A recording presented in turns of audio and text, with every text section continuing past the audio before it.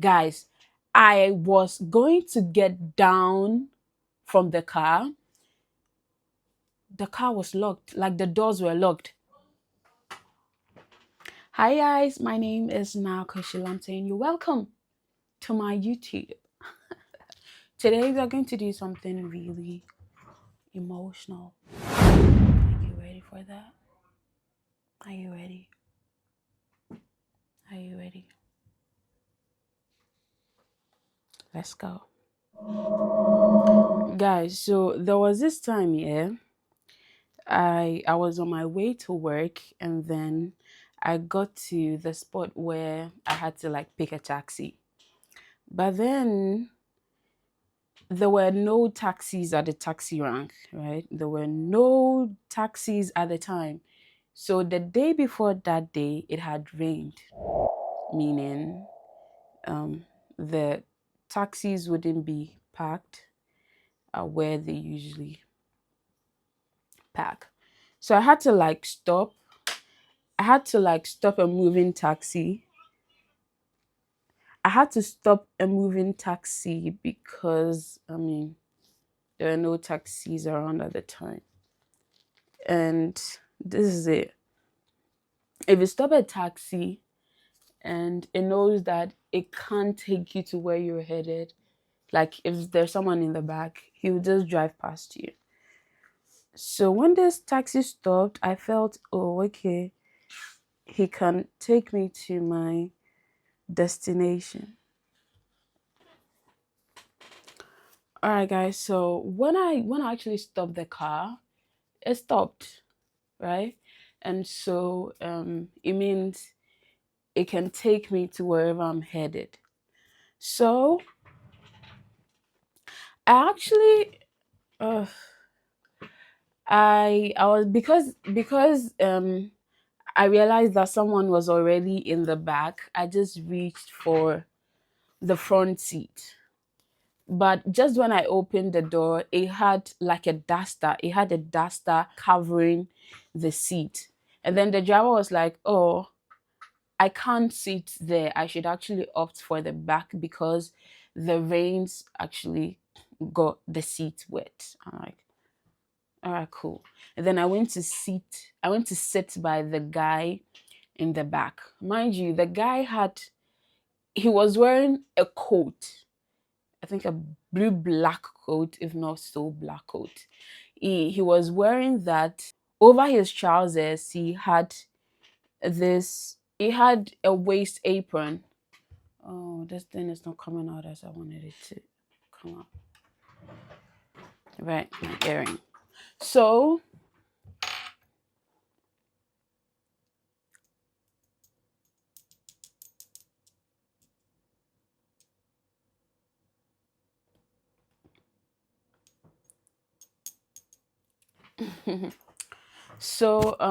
this guy was just comfortably seated in the back, and then just when I opened the door to sit, he was like, "Oh, I also wanted to sit in front, but then um because the place was wet, like the seat was damp, I just couldn't sit there." I was like, "Oh, all right, cool." So just when the driver was about moving the car, he asked, oh, what's that? I was like, "Oh man, please, what's the time?" And then I reached for my phone and then mentioned the time. It was 9:11 a.m. a.m. at the time. So after that, he didn't say anything. At least say thank you. But you know these drivers sometimes they're just in bad moods and all of that. He didn't say anything. I was like, all right, cool. And then after a while, he asked, how much do you have? So I see whether I can get change for you or not. And then I mentioned it for him and he was like, yo, I don't have change, right? I was like, don't worry, I can just give you Momo. So all this while we were driving and then because there was another guy in the back. I didn't want them to take me to my office, right? So I just told them that I was going to alight at the junction ahead.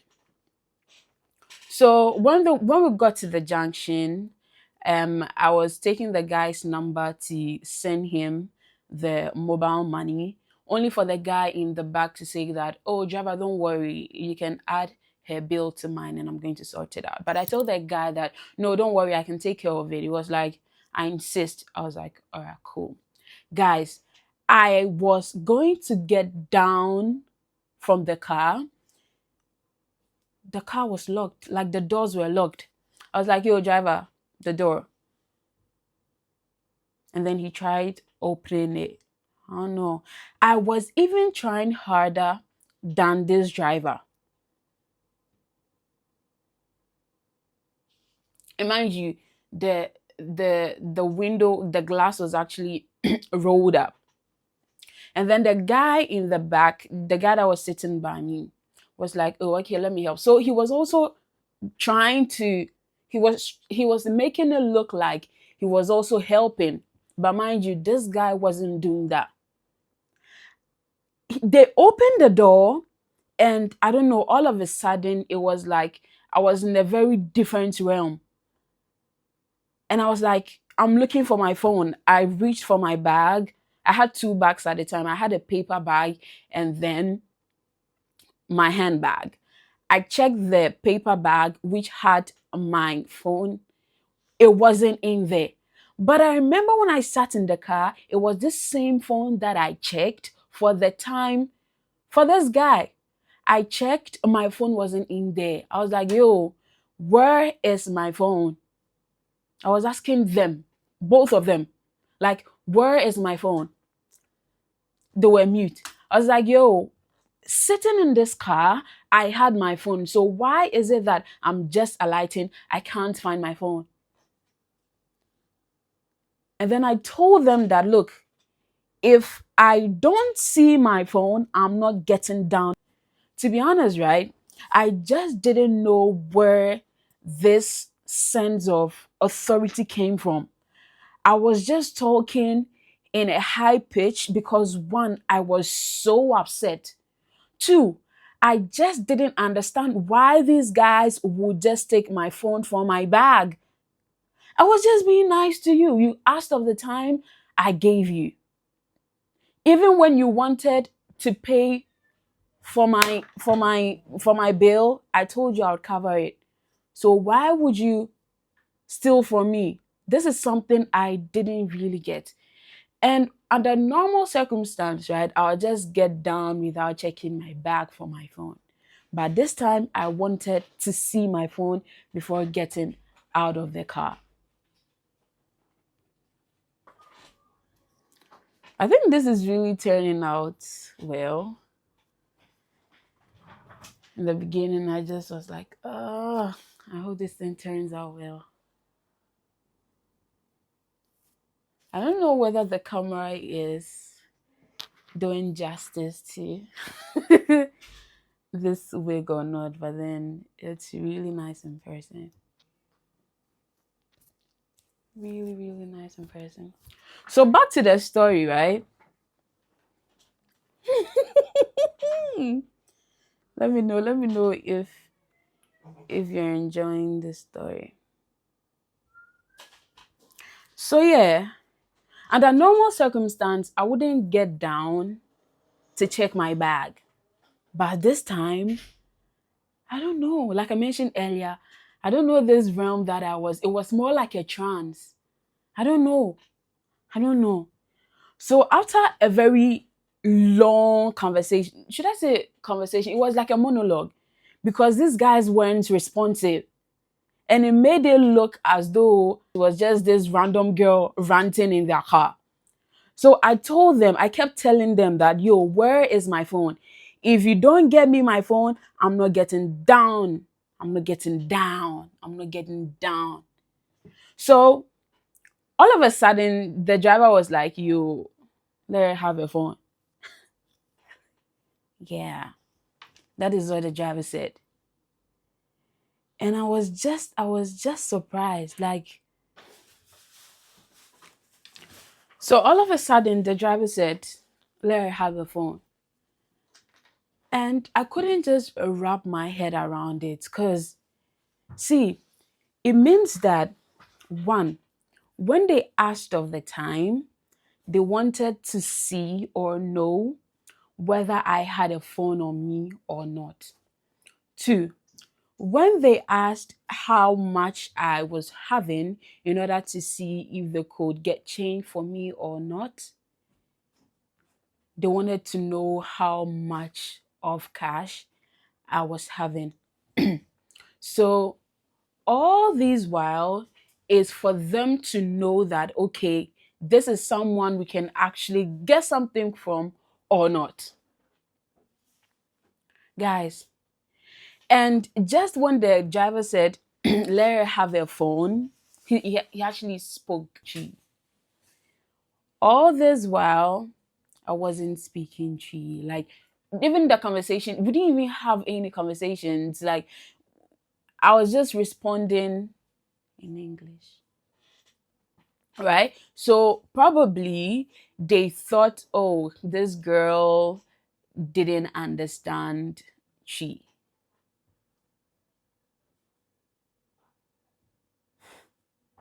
Guys, only for me to get down, for them to speed off. Just when I wanted to grab my phone to take a picture of their car plate, they were far gone. These guys had sped off. And this is a taxi. This is a taxi. It's not like a private car or these other apps that you could order rides from. This is a taxi. This was a taxi. See, to be honest, right, my heart really sunk. My heart really sunk being or encountering that particular situation or having that encounter. Because, one, they could have done anything, like anything. It was just me in this car with these two imbeciles, right? It was just me. And when I got down, I was just thanking God. I was just thanking God, because I was like, they could have been armed. They could have had guns. They could have had knives. Like anything these guys go about to take things forcefully from people. But like nothing happened. Like nothing happened. And at the time, that was the only phone I was having. Right? That was the only phone I had. I was using it to work. I was using it to do like literally everything. And then they just wanted to take it away just like that. And I don't know if I mentioned earlier, right? But the guy I went to sit close to, he had an apron, like these waist aprons, and it was stuffed, guys. It was stuffed. So initially, right, what I thought was that, oh, okay, maybe this guy is a barber who was actually working but left something behind at home. So he went home to go pick it up. So that is what I was thinking had actually um stuffed his apron pockets and all of that. But so it's very evident, right? That apron the guy had contained stolen phones. Like stolen phones. I don't know who would just get up to do that. When I got out of the car, I was just shaking. And I was shocked. Like, I was so shocked to the bone. I was just standing, watching them speed off like that. For a girl to just pass by, go behind me to tap me, I was like, lady, are you okay? It took a minute for me to find my words. It took a minute for me to open my mouth to tell this girl exactly what had happened. What the girl said was that, oh, this is what they do. This is what they do. See, those guys, yeah, what I kept saying was that they were going to perish. They were going to perish. Because I don't understand why you would make me go through a very traumatizing situation. Like, it was so traumatizing. Like, see, I barely talk about this. I barely talk about this because this is very emotional for me. When I got to the office, right?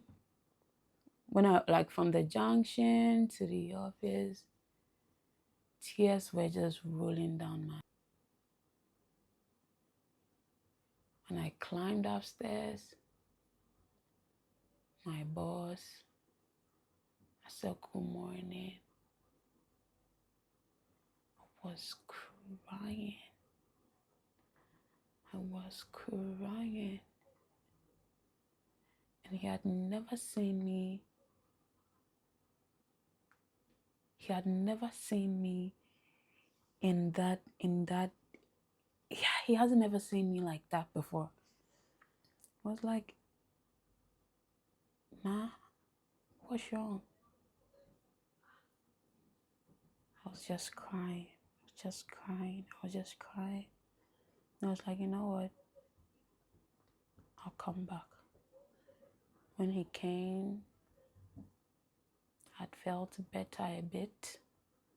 I told him what had happened. I was like, hey,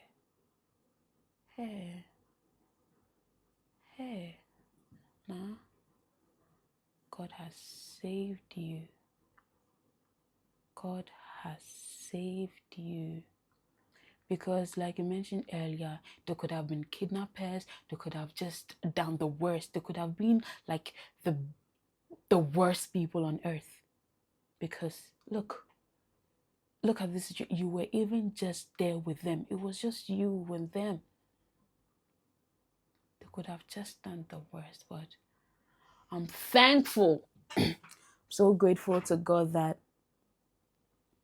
nothing happened. So guys, please be careful out there. Be careful out there. This happened in 2023. Yeah, 2023. And we are in 2025. When I go home, I told my mom, I told my granny, they were so mad. But they thanked the Lord for my life.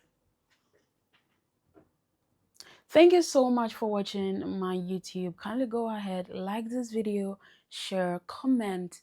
Let me know what you think about this video. Have you ever been in such a situation and how did you handle it? Of course, my name is Naa Koshie Lamptey and I'm going to catch you on the next video. Until then, bye.